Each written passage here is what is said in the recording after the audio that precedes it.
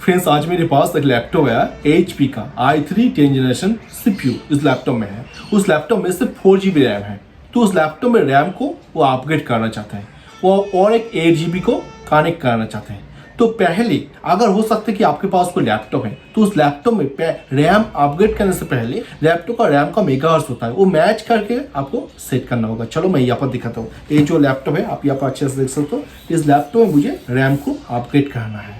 चलो मैं यहाँ पर दिखाने का कोशिश करता हूँ इस लैपटॉप में क्या कुछ है। इस लैपटॉप का जो मॉडल नंबर है यहाँ पर मैं एक बार बोल देता हूँ 15ADU2009TU इस लैपटॉप का मॉडल नंबर है। चलो इस लैपटॉप में एक रैम को मैं अपडेट करके आपको दिखाता हूँ।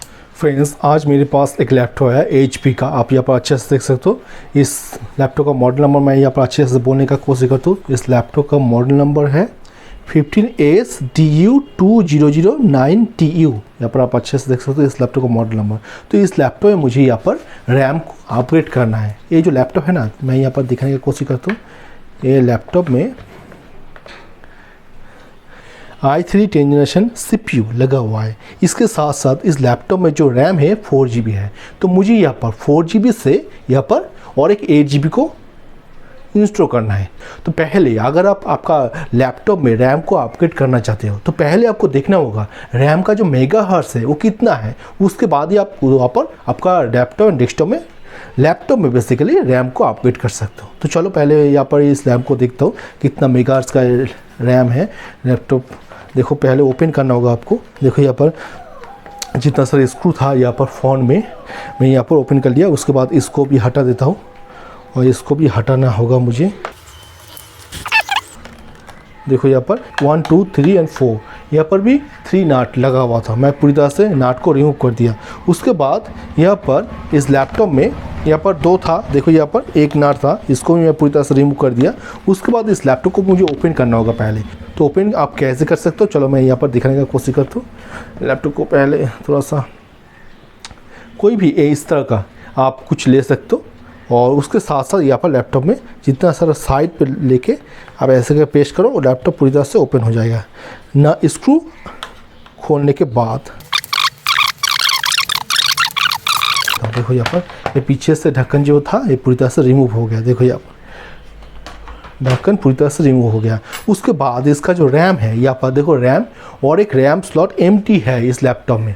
एक देखो यहाँ पर रैम लगा हुआ है 4 GB का और एक रैम स्लॉट एम्प्टी है। देखो यहाँ पर फैन है, SSD है, यहाँ पर M.2 SSD यहाँ पर इस लैपटॉप के साथ सेट कर सकते हो।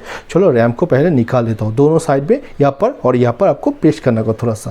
उसके बाद रैम पूरी तरह से ओपन हो जाएगा। रैम को निकाल लो।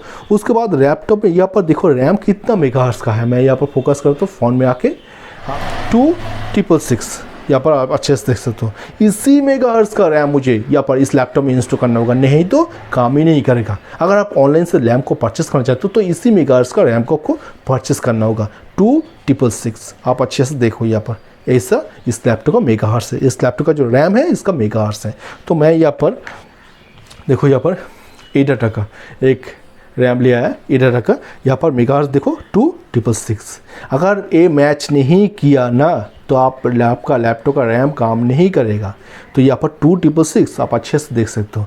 तो यहाँ पर ये रैम देख सकते हो 8 डाटा का अच्छा क्वालिटी है। अगर इस रैम को परचेस करना चाहते हो, ये 8 GB का है, इसको परचेस करना चाहते हो लिंक डिस्क्रिप्शन में मिल जाएगा, वहाँ से आप इस रैम को परचेस कर सकते हो। देखो यहाँ पर 8 डाटा का 8 GB रैम, ये था 4 GB का रैम, ये 4 GB का रैम और मैं यहाँ पर 8 GB रैम और एक ऐड करना चाहता हूँ इस लैपटॉप के साथ।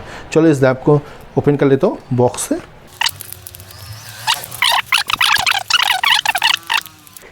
देखो यहाँ पर पूरी तरह से अनबॉक्सिंग हो गया। उसके बाद इस रैम को देखो यहाँ पर अच्छे से रैम कितना मेगाहर्ट्ज़ है आप सारा कुछ अच्छे से देख सकते हो। देखो यहाँ पर 8 डाटा का रैम। तो इस रैम को कनेक्ट करता हूँ इस लैपटॉप के साथ। चलो यहाँ पर इस लैपटॉप का पहले का जो रैम था उसको मैं पहले कनेक्ट कर देता हूँ। उसके बाद इस रैम को भी मैं, और ये जो घाट है ना, ये घाट है, इस घाट को से मिला के आपको यहाँ पर इस रैम को सेट करना होगा। देखो यहाँ पर इस घाट को मिला के मैं यहाँ पर सिर्फ ऐसे करके पेस्ट करो, ऑटोमेटिकली ये दोनों देखो यहाँ पर दोनों दो साइड में लग जाएगा ऑटोमेटिकली।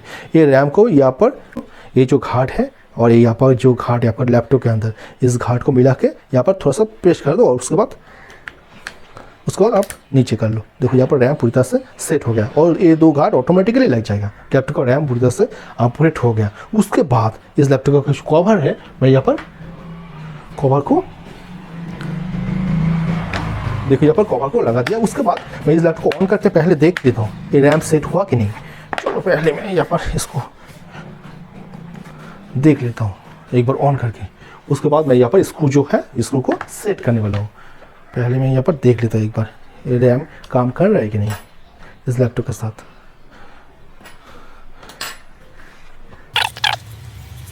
अभी मैं लैपटॉप को ऑन करके दिखा देता हूँ। ये जो रैम मैंने सेट किया ये रैम इस लैपटॉप के साथ सेट हुआ कि नहीं। लैपटॉप पूरी तरह से ऑन हो गया। चलो अभी यहाँ पर देखता हूँ, कुछ टाइम लगेगा ये लैपटॉप पूरी तरह से ऑन होने के लिए। थोड़ा डस्ट आ जाता है। अगर इस लैपटॉप को ओपन ऐसे ओपन करता हूँ, ठीक है। उसके बाद मैं यहाँ पर दिखाता हूँ रैम काम कर रहा है कि नहीं। टास्क मैनेजर में जाके मैं यहाँ पर कैमरे को थोड़ा सा फ़ोन में जाके दिखाने का कोशिश करता हूँ। हाँ देखो यहाँ पर जो टास्क मैनेजर है, टास्क मैनेजर में जाके मैं यहाँ पर दिखाता हूँ। अभी परफॉर्मेंस सेक्शन में जाके ये जो मेमोरी रैम है यहाँ पर शो कर रहा है 2 से 2 यूज़ हुआ और यहाँ पर कितना शो कर रहा है आप यहाँ पर अच्छे से देख सकते हो। 12 GB दिखा शो कर रहा है। देखो यहाँ पर 12 GB, पहले 4 GB था और एक 8 GB में यहाँ पर इस लैपटॉप के साथ कनेक्ट कर दिया। यहाँ पर 12 GB दिखा रहे हैं, आप अच्छे से देख सकते हो। सो फ्रेंड्स आज मैं यहाँ पर इस वीडियो में दिखाया कि आपके पास जो लैपटॉप है उस लैपटॉप में हो सकता है कि आप एक रैम को अपग्रेड करना चाहते हो, या कुछ देख के आपको रैम को अपग्रेड करना होगा। सारा कुछ प्रोसेस में यहाँ पर इस वीडियो में दिखाने का कोशिश किया। तो आज चलते हैं, मिलते हैं बहुत जल्द कोई नया वाला वीडियो में। तो टू डेज होकर take care, good bye, ta-ta, thank you.